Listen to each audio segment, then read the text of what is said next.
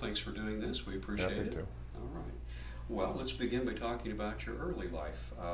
Who were your early role models, and what kinds of values did you get from your parents as a young person? You know, obviously my parents played a key role in my life. I'll tell you, probably the most significant role model was my grandmother on my mother's side. Before we go any further, could you sort of pull your coat back? Mm-hmm. Kind of grab it by the back and pull down. There we go. How's that? Yeah, that's fine. I just noticed it was starting to bunch a little at the back. Is that better? Very good. Sorry about that. No problem. And we're still rolling. Let's begin with that again. You know, my parents played a key role in my childhood, but my grandmother, my mom's mom, Ludine Parrish, we spent a lot of time with her as kids, and she was just an incredible lady. You know, she was from the South, from Nashville, Tennessee, a wonderful cook, taught me how to cook fried chicken and baked biscuits as a young child. She also loved golf, taught me how to hit a 7-iron, you know, a pitch and roll 7-iron, taught me how to play penny ante poker, taught me how to knit, and I just remember going over to her house, and it was constantly a new adventure, and I think she really had a passion and a love for life, and that was one of the key things she instilled in me and all of the kids, all my brothers and sisters. But my parents, of course, played a key role, and there were basic values in our house. You know, they started with hard work, they started with discipline, they started with integrity, they started with telling the truth, some of the basic things, and they ended with giving back. We were very fortunate, grew up here in Chicago, in Wilmette, and we lived a good life, and the expectation was that we would all spend time, you know, finding a way to give back to the community and others. What did your parents do? My dad started off in consulting, working with my grandfather, and my mother always wanted to be a homemaker and a mother. We had 3 other brothers and sisters. There were 4 of us, so my father eventually went into the corporate world and was a CEO of Emerson Electric, but that's when we moved down to St. Louis for a short period of time. But we lived a pretty traditional life growing up here in the Chicago area. You went to Cornell, got a BS in industrial engineering and an MBA. How did your education prepare you for a career started shortly after that at Baxter International? You know, Cornell was great, and my grandfather and father had gone there and both been engineers and gotten business degrees. You know, the technical degree of an engineering degree, I never really wanted to be an engineer, but it was a good basis, a great platform for analytical thinking, and adding a business degree to it is really where I wanted to go, going into business. My grandfather started his own firm in 1935, a consulting firm. My dad was CEO of a large public company. I always wanted to be a leader, to run something from a business standpoint. And as I interviewed coming out of school with a lot of different Fortune 500 companies, Baxter really struck me. When I came out of there, my wife said, "Your eyes were sparkling," and she kind of knew this was going to be the place that I may want to work. And the reasons were twofold. One, it was a great company, growing, lots of opportunity. Okay. I don't know what that is. That's a new one on me. Well, let's start back. Yeah. You don't have to repeat the whole thing. What appealed to you about Baxter? Well, a couple things. You know, one, company that was growing 20% a year, had a lot of interesting new products and new markets it was developing. So a lot of opportunity for a young person to come in and make a difference. But secondarily, as I started to understand what they did and the products they made in healthcare, I really started my passion for, you know, doing something on the business side, but doing something that really made a difference for people. You know, developing products that would either save lives or improve somebody's quality of life. And that started a long career that I've had in the healthcare field because of that passion around developing products and services that help people. What were some of the products that Baxter was involved in those days? Well, I started off in the IV division, intravenous solutions. So you go in a hospital and you are having a surgery and you get an IV put in your. We had the largest position and the largest plant in the world that made IV solutions. I also worked in the renal area, renal dialysis. So if you've got kidney disease, we made products, machines that help transfer the blood and clean the blood. We also did things in blood collection. We were the largest leader in collecting blood for the Red Cross and, those type of products, basically. We got into drugs. They were in a whole host of hospital-based products. You rose through the ranks pretty quickly there, held a number of positions. As you say, you got kind of a passion for the industry there. What did you learn there that kept pushing you on down the line or pushing you up the line in the world? Well, I was very fortunate. There were a lot of people who helped me along the way, and Vern Laux, Bill Gantz, Jim Tobin, Lance Piccolo, so many other Baxter executives who I worked for and worked with. They continued to give me opportunities, promote me along the way. As you say, I moved pretty quickly, but again, there were just so many new businesses sprouting up at Baxter, so many opportunities that if you worked hard and you did well, you got plenty of opportunities to show what you could do.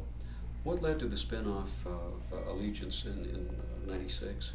Yeah, back one of the businesses Baxter bought was American Hospital Supply, one of the largest distributors of products in the world, healthcare products in the world. That acquisition never really fit in very well, candidly. It wasn't a technology business. It wasn't a global business like Baxter's other businesses. And in 1996, 95, the company decided to spin it off and make it a separate independent company. And Vern Laux and I had a very long talk about it. He wanted me to take that and become CEO of that company, and I decided to do that at that time. Well, it became very successful. I was just reading the Bloomberg profile. Went up to $4.5 billion in annual revenues, upwards of 20,000 employees. The stock increased several times over. What was the key to its success? Well, it was a great opportunity. It was a company that had underperformed. It was a company that had not been invested in. Employees were not as motivated because it was kind of a stepchild within Baxter. So we had the opportunity to take it out, create something new, something exciting. It was almost a startup company that was suddenly, as you say, 20,000 employees and $4 billion in sales. But it was a new company. We put a new name on it, Allegiance, which meant allegiance to the customer and connection to the customer. And we got people excited about coming to work again every day. And we focused on the basics in business, good cash flow, creating value with our customers, creating profitability through focusing on new products. And we were able to really create a new spirit and invigorate the company from a great company that just hadn't done so well for a long time. What was the major product line? We were both a distributor, so we carried all products that went into hospitals. Then we manufactured some of those. Some of the big products were the gowns and the drapes that were used in an operating room. We did a lot of the surgical instruments that were used there. A lot of things around the surgical suite. Part of the reason I'm asking that is I have a lot of access to B-roll from the SIU Medical School that shows a lot of this. So I'm wanting to make sure I've got an idea exactly what to be showing when we're talking about that. That'd be great. It merged later with Cardinal Health. Yes. And you were an executive with Cardinal for a while. Not long. We decided about 3-4 years into the spinoff that the industry was consolidating. Drug distributors were getting together with med-surg distributors, and we decided to bring the company together with Cardinal. Obviously, it was a very good deal for the shareholders. They were very happy about it with what we did, and the employees had an opportunity to be with a bigger company that could continue to invest in their strategy. How closely after that does Roundtable Healthcare Partners start? I waited about a year and a half, left Cardinal, and made a transition, and we started Roundtable in about 2001, so it was about 1.5 to 2 years. I've read that it's described as an equity firm that investing in the healthcare industry.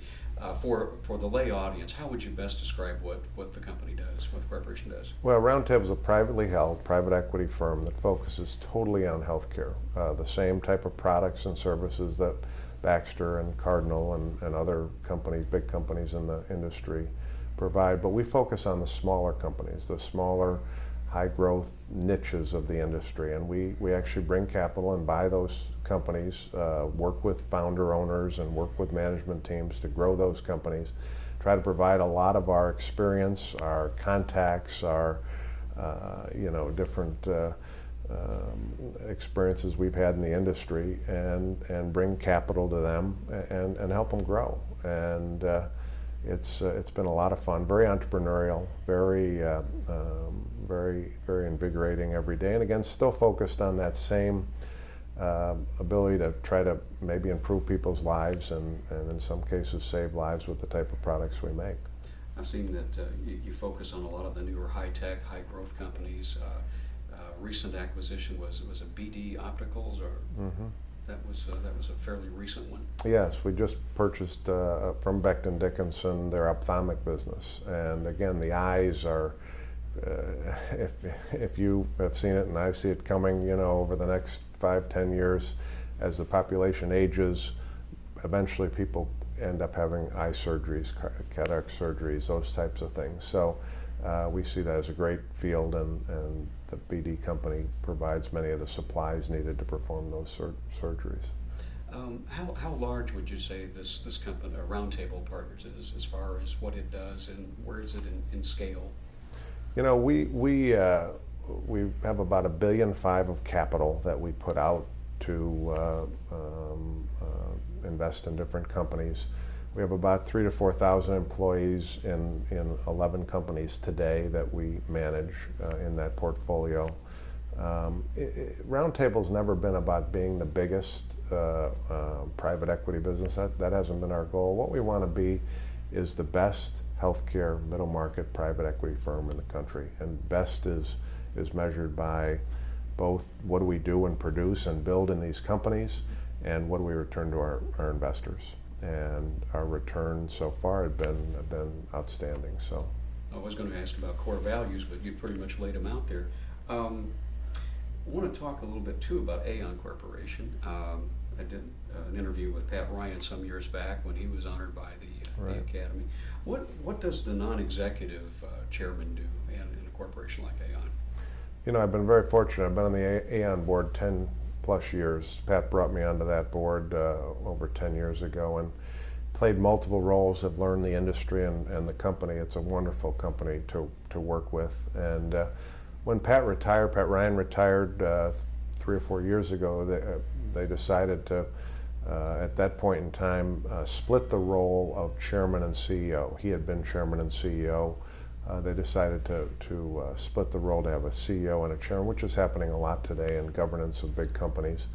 And they looked around the board and did a process, an interview process, and decided that I'd be the appropriate person, which has been a very, very interesting role. It's you're not running the company day in, day out. The CEO is doing that, but you're helping run the board and helping facilitate the process with the CEO, implementing the strategy. And again, Aon's just a great place to work. So it was interesting to see how it came out of, I believe it was goodness gracious, Clement Stone's organization many years ago, and how Pat was able to grow it into a global company. Right.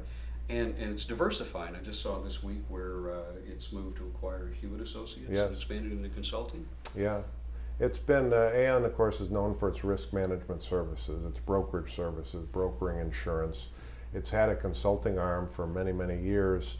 There's a lot of relationship between human capital and managing human capital, consulting, and risk management in companies. So we decided and just announced, as you said, a major acquisition of Hewitt, who is the leader in really outsourcing HR type services and consulting. It'll merge together with Aon's consulting business and really will be the leader in human capital both consulting and outsourcing. Very exciting. Yeah. One thing I didn't ask about, and it goes through all of this, what are your personal core values as someone who works in highly competitive, very goal-driven companies, but at the same time working to make sure that ethics are followed, that the corporate values are something really worth living up to? Well, my personal values start with the only thing you have in life is your reputation, and you build your reputation through honesty, integrity, good relationships with people. That's where it all starts, in business or personally, and I don't separate the two. And so bring a lot of that to whatever I do.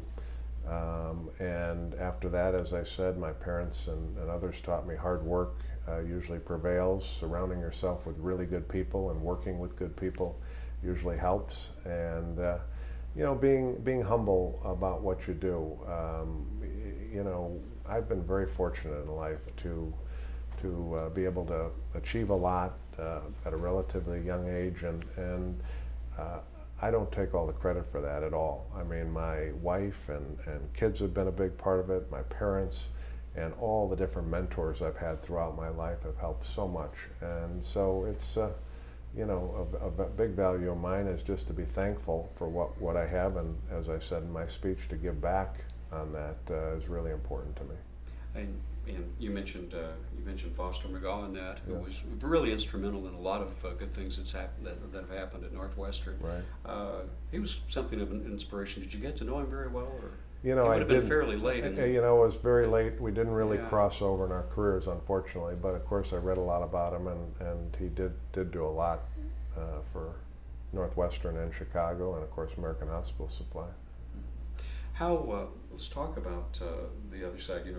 To become a laureate of the Academy, it's not just enough to be successful in life. That's part of it, but you have to give back. You have to do something for your fellow man. How has that been working, or how does that work in your life? I know that there's a Knight Foundation, but you're also actually very active at Northwestern and other institutions. Right. Could you speak to some of that? Well, one of the things I really appreciated about the Lincoln Laureate process and the honor was that it was about giving back. And if you read a lot about Lincoln, he that's an ideal and a value that he espouses quite a bit, and that attracted me to being part of it.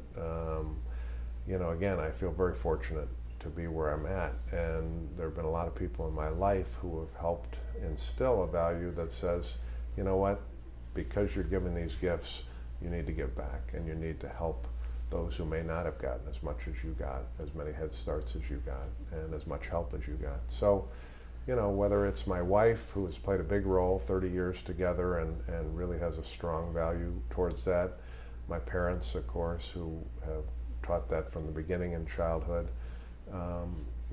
I've tried to be very successful in business, but also get involved in organizations that like North Shore Healthcare System, which of course is a key at providing healthcare across the North Shore. Northwestern, which great university here in Chicago. And then our foundation, which my wife and I started, 5, 6, 7 years ago, again with the intent to bring our kids together and have our family have a mechanism to give back to the community. The mission of the foundation is to serve the underserved. It's very simple. It's really to help those in the basic needs like food, like shelter, like medical care. So we try to focus our giving in those areas. I know there's the Community Health Clinic in Chicago and Access to Care in suburban Cook County. Could you speak to those a little bit? Well, they're great organizations.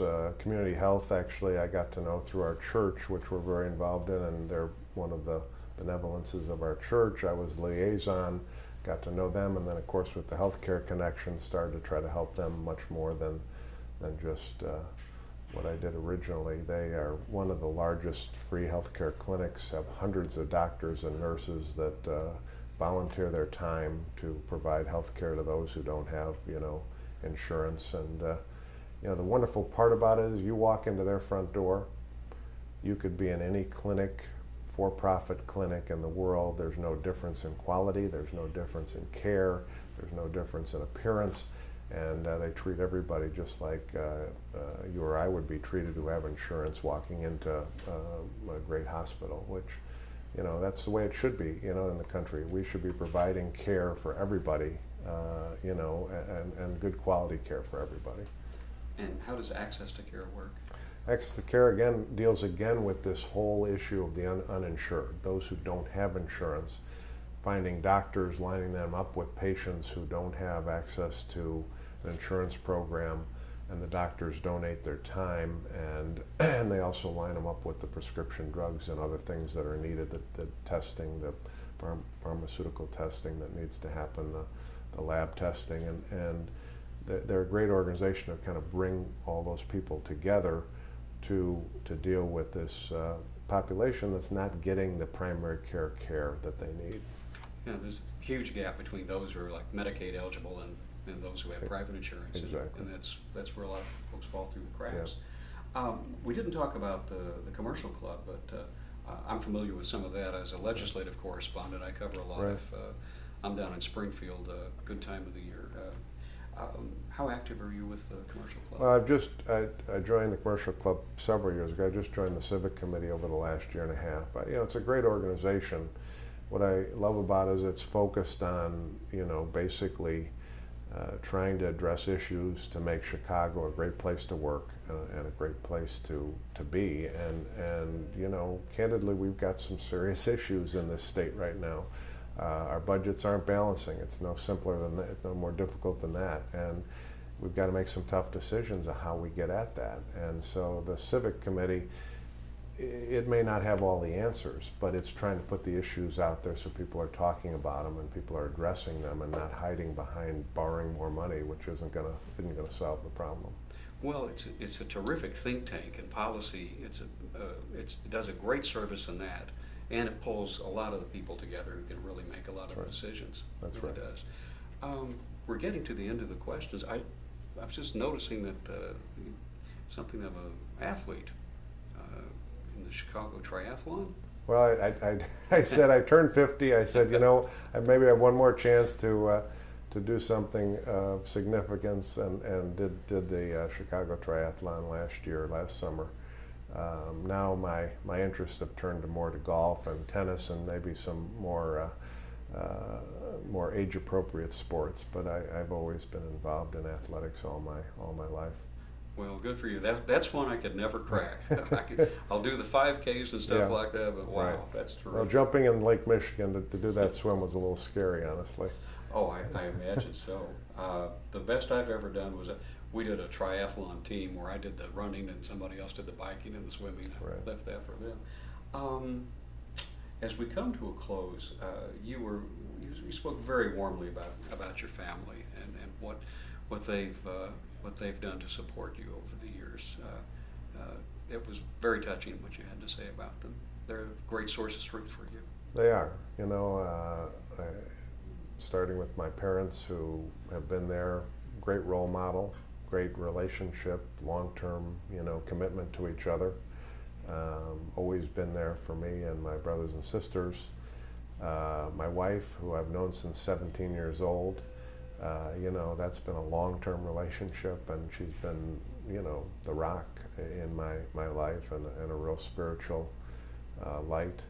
And then there are 4 kids, you know, I mean, nothing more gratifying than having 4 children. Very proud of them. They've all done great in their own ways, and they're continuing to follow in that tradition of, you know, success, but also giving back, which, you know, if you can instill that in your kids, I think you've probably done the most important thing in life. So I am very fortunate, very blessed, and I've had a lot of help from family, a lot of help from mentors, and you know, again, appreciate this whole Lincoln Laureate recognition. You know, has been just a special honor for me. You're a young man still. What's next for you? Well, there's still a lot to do.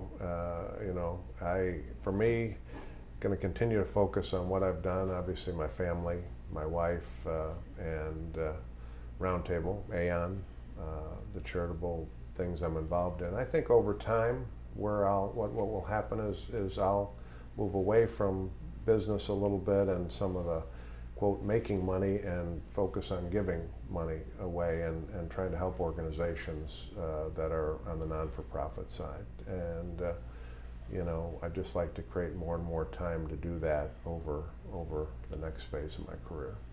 One last question. Up to this point, what's given you the most satisfaction in life? Well, there's no question.